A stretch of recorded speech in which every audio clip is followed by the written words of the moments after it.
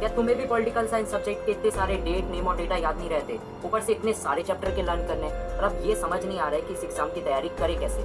इसी के बारे में जानेंगे आज की वीडियो। नमस्कार दोस्तों, मेरा नाम है आकाश कुमार और स्वागत है आप सभी का मेरे इस यूट्यूब चैनल पे। आज मैं मेनली 2 टिप्स के बारे में बात करूंगा और साथ में एक गलती भी बताऊंगा जो तुम में से ज़्यादातर लोग करते हैं। और अगर इन 2 टिप्स को तुमने अच्छे से फॉलो कर लिया तो इससे तुम्हारी बोर्ड एग्जाम में तो अच्छे मार्क्स आएंगे ही, साथ में तुम्हारी सीयूटी की तैयारी भी हो जाएगी। लास्ट में मैं एक सीक्रेट ट्रिक के बारे में भी बात करूंगा, तो उसे भी सुन के ही जाना। तो चलो जानते हैं उन 2 टिप्स के बारे में। Number 1, prepare every question of NCERT book. जी हाँ, सही सुना तुमने, एनसीईआरटी बुक के हर एक क्वेश्चन को तुम्हें पढ़ के जाना है। और सबसे बड़ी गलती यही करते हैं बच्चे, पढ़ के ही नहीं जानते, एनसीईआरटी के क्वेश्चन ही नहीं करके जाते, बाकी बहुत सारे क्वेश्चन कर लेंगे, एनसीईआरटी का ही नहीं पढ़ के जाते हैं। और यही है सबसे बड़ी गलती, इस वजह से तुम लोगों के मार्क्स जो होते हैं बहुत कम हो जाते हैं। तो अब से ऐसी गलती नहीं करनी। आज वीडियो में समझ लिया, एनसीईआरटी के हर एक क्वेश्चन तो करके ही जाना है, बाकी कुछ करो ना करो, एनसीईआरटी के जितने भी बैक एक्सरसाइज में जो क्वेश्चन होते हैं उन्हें करके जाना है। और मेनली ये 9-10 ही होते हैं, तो अगर इन्हें कर लोगे तो ज़्यादा टाइम भी नहीं लगेगा और सारे कॉन्सेप्ट भी क्लियर हो जाएंगे। अब चलो बात करते हैं पॉइंट नंबर 2 के बारे में, मेक डेटा शीट। अब देखो यार, जिन्होंने मेरी पिछली वीडियो देखी होगी इकोनॉमिक्स के सब्जेक्ट की स्ट्रैटेजी बताने वाली, तो उन्हें पता होगा कि मैं किस बारे में बात करूंगा। लेकिन चलो, जिन्होंने नहीं देखे मैं उन्हें बता देता हूँ। इसमें करना क्या है, मेनली आपको एक शीट लेनी है, उसमें आप जब भी मान लो जितना भी गैप मिला इसमें सारे क्वेश्चन आंसर जब भी आप पढ़ोगे या फिर टॉपिक पढ़ोगे तो कुछ ऐसे डेटा बेस्ड क्वेश्चन बनेंगे, यानी कि कुछ डेट होगी, नेम होंगी और कुछ फुल फॉर्म होंगे, कुछ ईयर्स होंगे, ठीक है, जो जो इंपॉर्टेंट है उन सबको एक शीट पे लिखते जाना है कि चैप्टर 1 में ये सारी चीज़ें थी इंपॉर्टेंट, डेट, नेम, चैप्टर 2 में ये इंपॉर्टेंट नेम, डेट और क्या कहते हैं प्लेसेस हैं, इन सबको इस शीट में लिखते जाना है।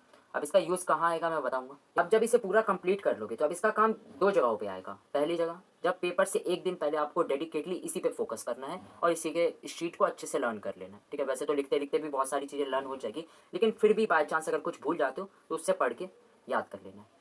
दूसरा, इस शीट को अभी फेंकना नहीं है, संभाल के रखना है। अभी जब सीयूटी एग्जाम की मैं तैयारी कराऊंगा, स्ट्रैटेजीज बताऊंगा, तो उस वक्त ये शीट एक बहुत इंपॉर्टेंट रोल प्ले करेगी, तो इसको संभाल के रखना है। और जब सीयूटी की तैयारी करेंगे तब भी इस शीट को हम दोबारा रिवाइज देखो यार, मैं जानता हूँ तुम लोग बहुत टैलेंटेड हो और क्या कहते हैं, ये जो ऊपर 2 ट्रिक बताई मैंने इसे बड़ी आसानी से फॉलो कर लोगे।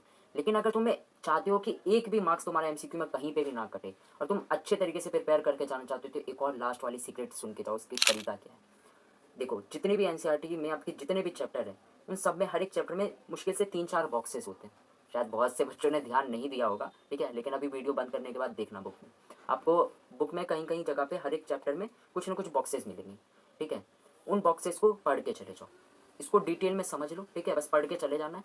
और सच बता रहा हूँ, अगर आपने ऐसा कर लिया ना तो जितने भी मार्क्स मिलेंगे ना एमसीक्यू में, आप अगर अच्छे से उसमें टिक लगा के आओगे तो आपको पूरे मार्क्स मिलेंगे और उसके बाहर से कभी भी एमसीक्यू नहीं आता है।